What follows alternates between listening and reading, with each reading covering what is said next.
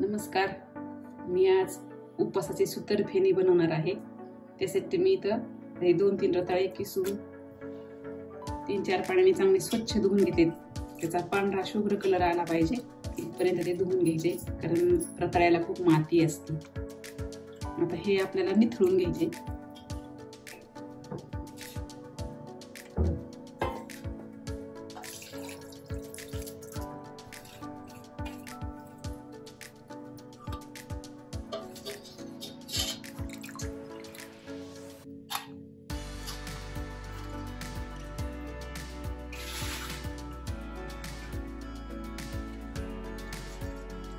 केस आपल्याला पूर्णपणे निथळून घ्यायचा आहे, पाणी राहिले नाही पाहिजे अजिबात.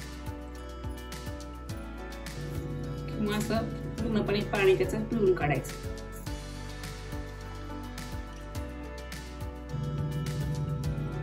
यामध्ये टाकायची आपल्याला दळलेली साखर 3 ते 4 चमचे.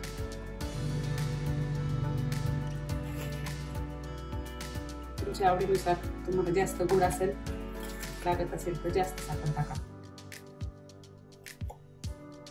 आणि साखर आपल्याला याला चांगली मिक्स करून घ्यायची.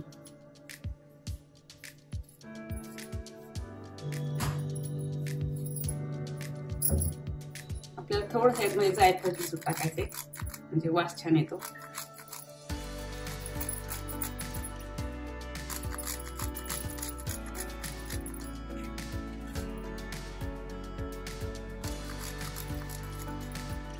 चवीसाठी किंचित मीठ. आता हे पुन्हा आपल्याला मिक्स करून घ्यायचं चांगलं. आता आपल्याला तव्यावरती किंचित तूप टाकायचं.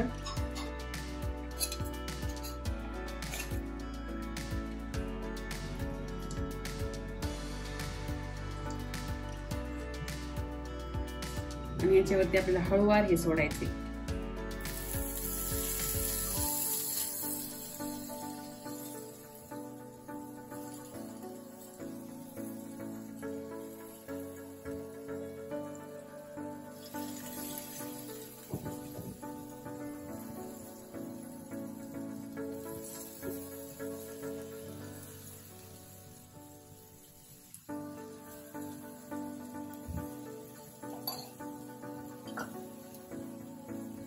आणि या कालच्या साह्याने आपल्याला असं बरोबर गोल करून घ्यायचं.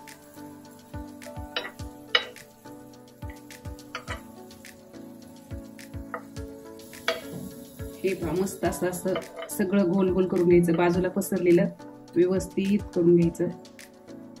आणि याच्यावरती आपल्याला पुन्हा थोडंसं तूप आणि साखर टाकायची.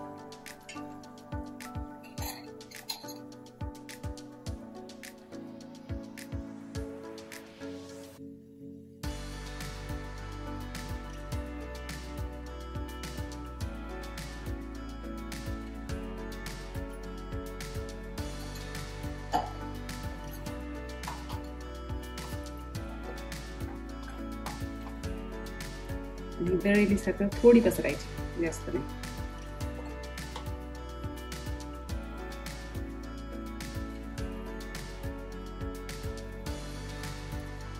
आणि 10 मिनिटं राहू द्यायचं.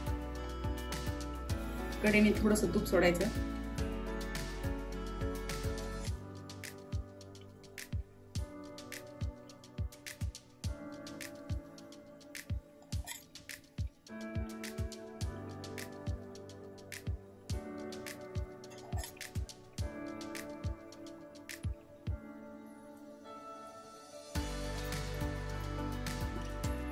दोन 3 मिनिटं याच्यावरती आपल्याला झाकण ठेवायचं.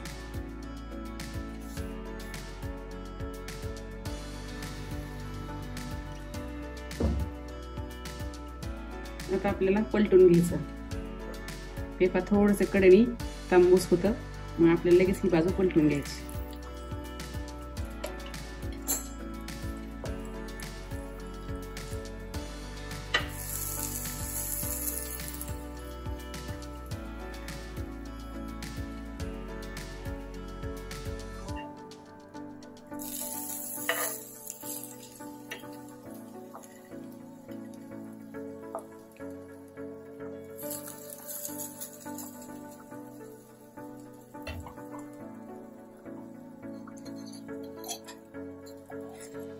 कडेने आणखी थोडंसं तूप सोडायचं.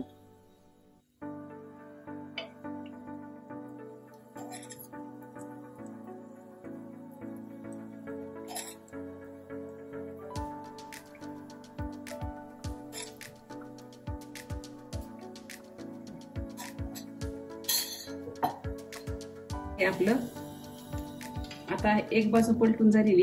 आता ही बाजू बी आपल्याला 5 मिनिटं झाकण ठेवून वाफवून द्यायची. 5 मिनिटं झालेलेत. आता आपण ही बाजू पलटून घ्यायची.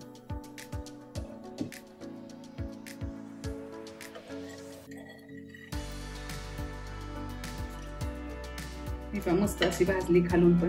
आता आपल्याला ही काढून घ्यायची एका प्लेटमध्ये. मस्त अशी आहे आपली उपासाची रताळ्याची सुतरफेणी तयार आहे. त्याच्यावरती आपल्याला थोडे बदामाचे काप टाकायचे.